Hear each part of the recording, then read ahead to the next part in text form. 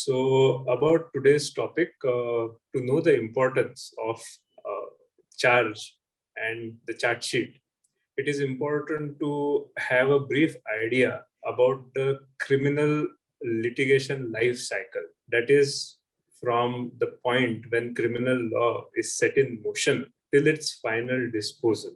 Only and only when you understand the entire life cycle of criminal litigation, you would be able to emphasize on the aspect of charge sheet and charge. So in order to just give you a brief idea about the entire life cycle of a criminal litigation, what I will do is I will just prepare a short chart and explain you one by one the steps in the entire criminal litigation life cycle. So the first is FIR. Okay. After that, investigation, charge sheet. Once charge sheet is filed, then comes framing of charge. Once that is done, examination of witness. After that, 313 statement of accused. Okay. And last is final argument. Okay. So these are the broad steps in any litigation life cycle, criminal litigation life cycle. Now, why I have pointed this out at the outset is because we are today concerned with this aspect. Okay, that is after the FIR is filed and before the examination of witness. So what happens in between these two stages? We will have a look at the charge sheet aspect first. Before that, in order to give you a broad idea about the life cycle, since we are already on it, and it will also create a background for our further discussion. So what I will do is I will also explain you what are the various ways in criminal law to initiate proceedings. Okay. So when I say criminal law is set in motion, what do you mean by that? There are three ways in which criminal law can be set in motion. One is by filing an FIR, that is under section 154. Okay. Then you can, in case police refuses to file FIR or register FIR, then you can approach magistrate under section 156, or you can also approach High Court in its writ jurisdiction. Now the effect of both, that is the FIR and this particular aspect, will be same, because under 156.3 the magistrate will direct the police to take necessary steps for investigation, which in effect means registration of FIR. Same with High Court, in its writ jurisdiction, it may direct the police to register FIR, and again it will be under 154, section 154. Now this third way in which you can set criminal law in motion is by private complaint. Fine. Now this private complaint is section 190 and 200 are the relevant sections. So this particular aspect is little different from FIR and this 156.3, 156 under 156.3 it should be.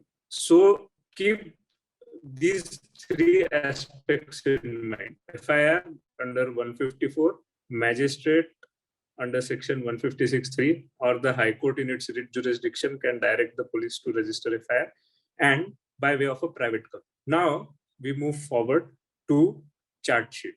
For that, you have to refer to section 173. Now, what is charge sheet? Is this term used anywhere in CrPC? It is not used in CrPC. It is a term which is commonly used in courts, but it is nowhere defined. But what essentially it means, it is a report under this particular section. And what are the contents of charge sheet? The contents are the particulars of offense, name of the accused, the details of the accused. Basically, it is an extension of FIR. So once the FIR is registered, all the necessary material which is collected during the investigation, all that material forms part of a charge sheet. List of witnesses. So during investigation, there may be multiple people whom the police would have examined. They have to take statements. For example, let's say in the recent this NCB case is going on, the police must have taken statements of various people who were present during that particular party. Similarly, there are certain documents which need to be collected as evidence, like WhatsApp messages, for example. So how these WhatsApp messages are collected? They will have to be downloaded from a particular device. During that download, some independent witness will have to be present to oversee that there is no breach while collecting that evidence.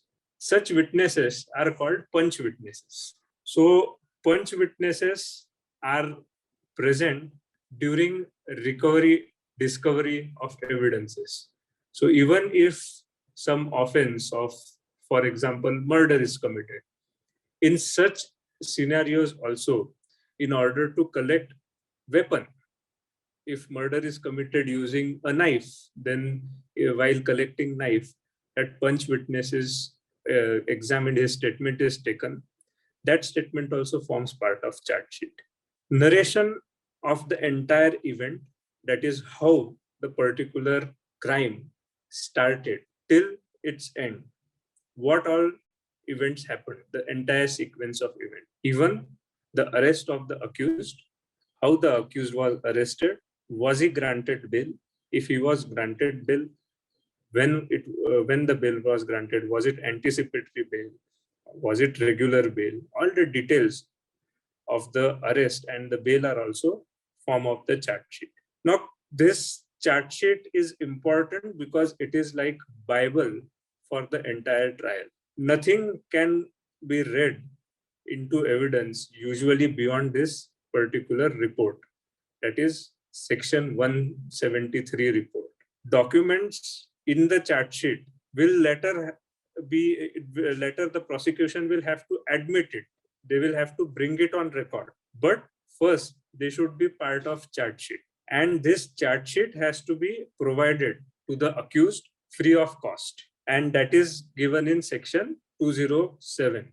Now, this particular aspect of charge sheet, that is section 173 report, is in case of police case. Is this report binding on the court?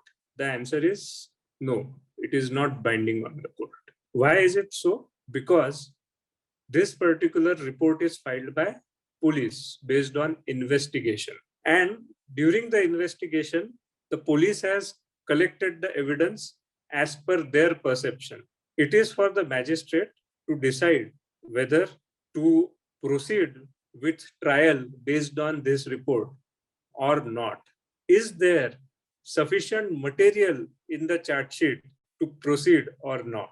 This is the decision the magistrate has to take. And what happens if the magistrate does not proceed with the trial or proceed with the case? That is where the framing of charge stage comes into picture. And that is when the magistrate can reject the particular report under 173 and decide not to proceed. Importantly, is it necessary that after filing of FIR, charge sheet has to be filed? No, the charge sheet need not be filed. It is not compulsory that the charge sheet has to be filed and a report has to be filed. The police can file a summary report. This report is filed when the police on their own count reach a conclusion that no, there is insufficient evidence and this particular case is not worth proceeding. In such cases, they file a summary report and they close the case. Now, as I mentioned earlier, this is with respect to cases filed by police. That is coming back here in these two scenarios. Okay, what happens in this third scenario? So in third scenario, there is something known as, now I assume that since our topic is charge sheet and charge, so I assume that how a private complaint is filed and issuance of process, etc., is known to the audience. So I am going on that assumption. Otherwise, we will have to extend the time. So in case of a private complaint, and importantly, I am talking about warrant triable cases. Charge sheet is not into picture. That 173 report is not into picture. Then what is the basis on which the magistrate will reach a conclusion with respect to proceeding with the trial or not? Well, something known as evidence before charge. So what is this evidence before charge? In a private complaint, the complainant is given an opportunity to bring on record evidence to support his case. Now, when, as in case of police report, the police will do the investigation and file a 173 report, that is the charge sheet. In case of a private complaint, the complainant will have to himself provide all the documents, the details of the accused, the role of the accused, how the accused is involved in the crime, etc. And then they will have to support it with statement of witnesses. So the complainant himself will examine, and he can also add other witnesses to support his case. So this is known as evidence before charge. And the relevant section which provide for evidence before charge are 244 and 245. These both sections have to be read together. Now, evidence before charge and charge sheet, these are the two materials that the court has to examine in respective cases before proceeding with the trial. Now, I hope I have made it clear the importance of this charge sheet aspect and charge sheet aspect in these two scenarios, and the framing of charge aspect in case of private complaint. Now, when you have the charge sheet before you and the magistrate or the sessions judge, as the case may be, in case of a sessions tribal cases, it would be sessions judge. In case of magistrate tribal cases, it will be magistrate. How will he examine the charge sheet? What are the parameters on the basis of which a charge sheet needs to be examined? Are those parameters the same like the one, for instance, the accused has to be found guilty or not? It has to be decided at the stage of framing of charge. Is it so? Or there are different parameters? So there is something known as prima facie case. Most of you might have heard this term, prima facie. So in a charge sheet, what has to be examined is whether a prima facie case is being made out or not. So you don't have to go into deciding the guilt of the accused, whether he has committed the crime or not. No, you have to restrict yourself only to the aspect of whether there is sufficient material which attracts prima facie case against the accused. If there is sufficient material, then proceed. Else, you cannot proceed. Now, if you decide to proceed, that is, if the judge decides to proceed, then he will go ahead and frame the charge. But before framing of the charge, what is that a lawyer or the complainant's lawyer or the defense lawyer, what is it that those lawyers will have to keep in mind?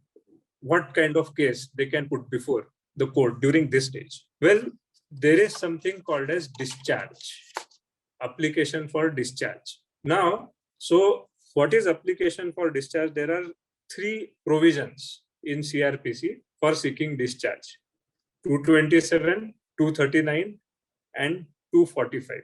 When you have to approach the court based on the contents of the charge sheet and plead before the court that my particular case based on the charge sheet is not made out, and I want this court to consider not proceeding with the case. On those occasions, you have to file a discharge application. But you have to bear in mind that it is time relevant. These applications are time relevant because you have to necessarily file these applications only after charge sheet is filed or evidence before charge is filed and before charge is framed. Once the charge is framed, then there is no relevance of discharge. You cannot file a discharge because it is like referring to the life cycle. That is the reason why I had actually shown you the entire life cycle. Once you cross that particular step in the life cycle, then you cannot go back. You cannot go back again. So we will just have a brief look at these three provisions of discharge. One is 227, 239, and then 245. What is the difference in these three sections? Are they same or they are different? Well, in principle, they are same, but they differ with respect to the courts in which the particular application has to be filed. So section 227 is with respect to sessions triable cases, is cases which are before the sessions court. Then 239 is with respect to magistrate, but where the case is on police report. So where the charge sheet has been filed. And 245 is again magistrate court, but where the case is instituted other than police. Now, in principle, all these three sections are common. The court, based on the material in the charge sheet, in case initiated by police on evidence in form of statement of witnesses, in case of private complaint, has to analyze whether it should be reasonable to proceed with the case against the accused or not. Now, the standard of test, as I told you, in all these three, under all these three sections, is that of deciding whether the prima facie case exists or not. That's it. Not whether the accused is guilty or not. I am emphasizing this again and again because while arguing a discharge application or as a judge while deciding a discharge application, you should not think about conviction or acquittal. You should only concentrate on the aspect of whether there is prima facie case or not. So this is the importance of charge sheet and discharge application. Now we will move further to the main aspect of charge. So charge is, the provisions for charge are divided in two aspects, that is forms of charge and joinder of charge. Okay. Now section 211 is with respect to charge. So what are the things that should be mentioned in the charge? Important aspect here is to understand the provisions in IPC. So what are the offenses, different offenses in IPC? The definitions of different offenses. To give an example, if cheating is committed, then what is the definition of cheating? That will give you an idea what are the ingredients of cheating.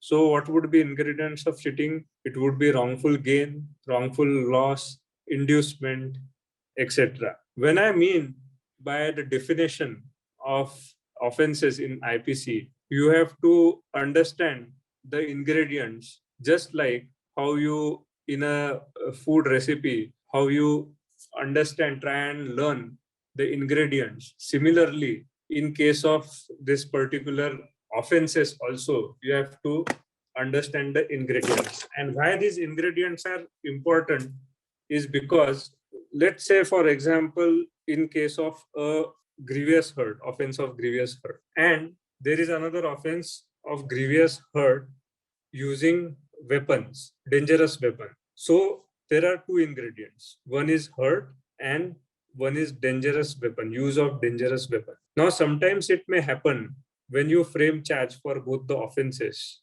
During the trial, a person may not be involved. It may come up in evidence that the person is not involved in the offense with respect to use of dangerous weapon. Though grievous hurt was committed, but dangerous weapon was not used.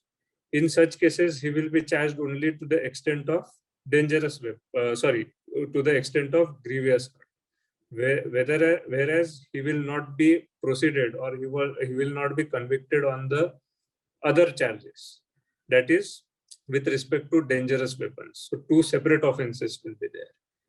And hence, when I say that what are the things that should be mentioned in charge, it means the ingredients of the offenses. Those are the things which need to be mentioned in charge. And those ingredients need to be related to the case at hand. Now, also in Schedule 2 of CrPC, there is Form 32, which mentions the format in which a charge has to be properly prepared. And why that format is given? It is given in order to orient the accused, in order to let him know that what exactly is he going to be prosecuted for. Now, from section 211 to section 214, you will find the explanation with respect to the contents of the charge are given. So the time, place need to be mentioned in the charge.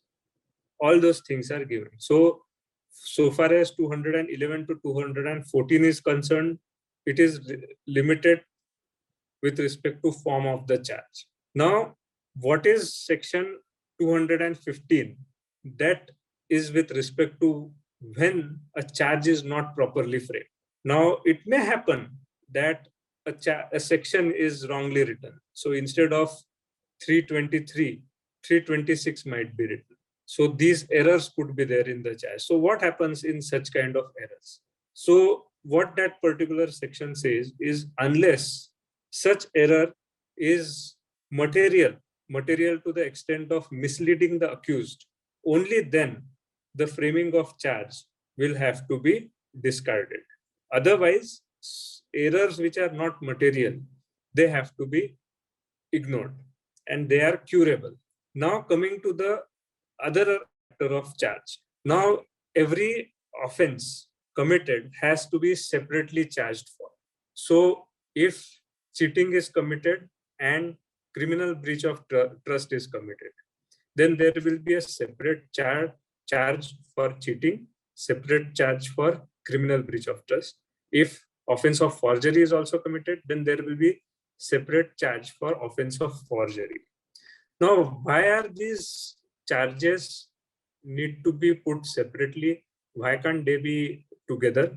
The reason is, it may happen that during the course of trial, a judge may feel, based on the evidence, that a particular charge can be dropped against the accused because there is no sufficient evidence. So he may drop the charges against the accused. Similarly, it becomes easier during the examination for the lawyers also to understand what is that they have to prove or disprove from the prosecution perspective also and from the defense perspective also. You can aim, it is like prayers in your application. So the focus would be on that particular offense. So I want to prove this or I want to disprove this. Then having separate charges also allow you to alternate the charge or use the charge or convict the particular accused on basis of one charge and acquit him on the basis of other charges. So it may happen that on the basis of cheating, a particular accused is found guilty, but from the evidence, forgery is not proved. Then in that case, the charge of forgery can be cancelled. So hence, every offense will have to be separately charged. This is what section 218 talks about. Now, there are certain exceptions to this. So this is a general thing that charges have to be separately framed. Now, what are the exceptions? So in 219, you will find an exception that if within a year, there are 3 offenses of same kind committed, then in that case, the charges will have to be framed in common. Second exception is there are different offenses, but committed in the same transaction. So when we talk about cheating and forgery, if that cheating and forgery was committed in one transaction only, so these are though different offenses, but in same transaction, then they can be clubbed together. And another exception is where it is doubtful that which offense has been committed. So it is not certain whether in case of the example of a dangerous weapon, so where it is unsure that a dangerous weapon is used or not, in such cases, both the charges will have to be framed. Grievous hurt also and grievous hurt using dangerous weapon also. Now, another aspect of charge is, that is when I say in general, so these were exceptions, but in general, originally we discussed that every distinct offense has to be charged separately. So why is it so? Another aspect for the same is if there is a lesser offense or a minor offense. So when we talk about offense of grievous hurt using dangerous weapon is a major offense. But if that is not proved, the minor offense would be simpliciter grievous hurt. So in that case, what happens? Even if single charge of grievous hurt is framed, but during the trial, it comes into a picture in the evidence, in the material, there is no dangerous weapon found. But on the basis of medical evidence, there is certainly injuries to the victim. That means there was hurt. So the minor offense of grievous hurt will be considered, and the larger major offense of grievous hurt by use of dangerous weapons will be removed. So the charge will be that of only minor offense. That is the reason why I, in the beginning, mentioned that you should know the ingredients of the offenses in IPC, just like how you have to keep in mind ingredients of a food recipe. So when you are preparing a biryani, that time what are the important essential ingredients? Rice, biryani masala, and so rice and biryani masala. And if you want to prepare a shahi biryani, what will it be? Rice, biryani masala, and some dry fruits to make it shahi. But if it is only biryani, simple biryani, it will be rice and biryani masala. But if it is shahi biryani, it will be rice, biryani masala, and dry fruits. So similarly, in major offense would be like shahi biryani, whereas minor offense will be like biryani. Therefore, the lesser offense or minor offense or the offenses included in offenses, these all aspects have to be borne in mind while framing of charge, and for which you need to know the ingredients of the offense. Now you have the charge sheet in front of you, you have the ingredients of the offenses under IPC in front of you. Based on these two, you can actually frame the charge. And based on these aspects, the lawyer, that is for the defense or the prosecutor, they can press the charge, and the lawyer for the defense can file a discharge application saying that no, there is no particular role committed, no particular offense committed. It is not reflected from the material before the court. So discharge the accused. So the basis of the entire trial is on this framing of charge, the contents of the charge. And another important aspect which I will want to highlight is when charge is framed, that is the time the trial actually begins, because that is the point when the accused is told about his offenses to him in clear terms. So there is a difference when FIR is filed. That time there are allegations. Those are mere allegations. But based on those allegations, an investigation is conducted. Based on that investigation, a report is filed.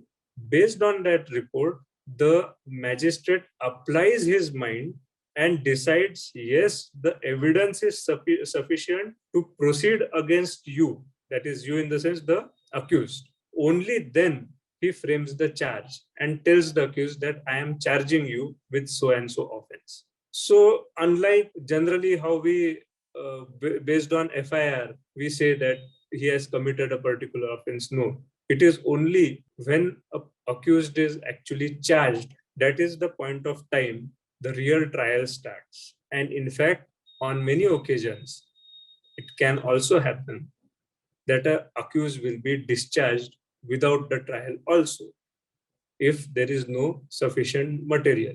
Another point, in fact, I would have liked if this lecture would have been interactive, because then there are more angles to framing of charge. So another aspect is, what if the accused is discharged? There is no sufficient evidence. Does it mean he is acquitted? No, it doesn't mean that way. So there is difference between acquittal and discharge. Acquittal means there was evidence collected, the material was there, but the prosecution could not prove it, and hence the accused was acquitted. So that is acquittal. Whereas in case of discharge, the evidence itself was not sufficient to charge the accused. That is the reason why he is discharged. And the difference is that a discharged person can again be prosecuted. It is not that once a person is discharged, he cannot be prosecuted. Tomorrow, there could be material against him with respect to the same offense, which is discovered. Then he can be again charged. So this is the difference between an acquittal and discharge. Discharge is not on same foundation that of an acquittal. These are the certain important aspects which you have to bear in mind while understanding charge or discharge. Once charge is framed, can reinvestigation application be made before magistrate under 173(8)? No. After framing of charge, once the charge is framed, there is no option going back. So that is the reason why in the beginning I had listed out the case life cycle, and it is like a train which takes different stops. So once that station of charge is gone, then you cannot go back. Now the option, now I will tell you, if you cannot go for further investigation, but still if you want to add certain things in the trial, in your case, then what you will do? That should be your next question. This is asked by Satya Vijay. Okay, so Satya Vijay, I will tell you, or I will rather ask you, what now? What is that you will do now if you don't have this option of reinvestigation, reinvestigation application? Sir, thanks for giving me opportunity to speak. That was my next question. What option I have as a defense lawyer? So you are a law student or a lawyer? I'm the law student, sir. Okay. You have studied CrPC? Yes. Last year. Okay, then just I will give you 1 minute to think. Others also can think what could be an option in such scenario where you have the charge is already framed, so you can't go back, but you want to bring certain thing on record. Once the trial begins, there are certain options like section 319 is there, where you can add a person as accused. Okay, it may happen that during your examination of witnesses, so charges framed, examination of witnesses starts. Now, during the examination of the witness, you may figure that there is some additional material and therefore I need to add some more accused. So 319 is one such provision which enables you to add an accused. So even if you are not able to reinvestigate the matter after framing of charge, but still this option of adding a person as an accused is there. So as prosecutor, you can apply your mind. You can examine the witnesses properly in such a manner that from the oral evidence of those witnesses, additional information is brought on record, which then brings new accused in the particular case. So that is one option available to you. Because see, ultimately, why would you want a reinvestigation? You would want a reinvestigation because there must be something missing, correct? Some accused might have been gone missing from the charge sheet. You want to bring them also. So police, it may happen that police might have shown leniency towards some accused. So therefore, they did not add their names in the charge sheet. Or as I told you, that there is a difference between discharge and acquittal. So an accused might have been discharged at before framing of charge. Let's say, for example, a particular accused was discharged, but as prosecutor, you still want to bring him into the framework of your trial. That in such cases, you can get the witnesses to put forth certain more information, which will get those accused or that accused who was discharged into the trial again. So Satya Vijay, does this answer your question? I mean, your answer to your question is no. That once a charge is framed, reinvestigation application cannot be made. But there are options available because that 173 stage goes once the charge is framed. Sir, my case was little different. Concern was the concern with my case was my accused was wrongly framed by the police officer. That was the reason he was wrongly framed in the FIR copy, and the charge sheet was, then okay. No, then in that case, if he is wrongly framed, then after the charge sheet, one thing was there. Wrongly framed in the sense the material brought on record was wrong, or what was the scenario? Said that time he was not having the material. Now the charges are framed, and we got certain document which show he was wrongly framed in the FIR. So now, as an accused, you have certain documents to show your innocence. Yes. So now you cannot file discharge because the charges are already framed. Now you will, after the prosecution witnesses are over, you will have to examine yourself, or you can examine another witness. You will have to bring defense witness, and you can at that stage bring the documents on record. So not under 313 statement. Yeah. Yes. Correct. Only at the 313 state. I have option. Okay. Thanks for your support, sir. Thank you. There is one question with respect to punishment. So there are, it is the discretion of the judge usually. There is something called as concurrent and something called as consecutive. Okay. So the question is, what if two distinct charges are proved in court and each provides for the punishment of 7 years? How will the punishment be computed by the judge? Will it be 14 years of imprisonment? So usually the sentence will be given separately for both the charges. Now, whether the imprisonment should run concurrently or consecutively, that the judge decides. And usually the hearing on statement is held separately. So once your final arguments with respect to the merits of the case are done, and if the judge holds the accused guilty, and as in this question, he punishes for 7 years for two different offenses, before punishing that, he will hear the accused on point of state, on the question of punishment, the question of sentence. So there will be different parameters like the background of the accused, the convict rather, the family background, his antecedents, whether he has committed any offense in past, all those things will be considered. And based on that, the judge will come to a conclusion how to punish him. So should he be asked to undergo 7 years imprisonment plus 7 years imprisonment or concurrent. So a separate hearing will be there on that aspect. Then there is another question: what happens after accused is given acquittal?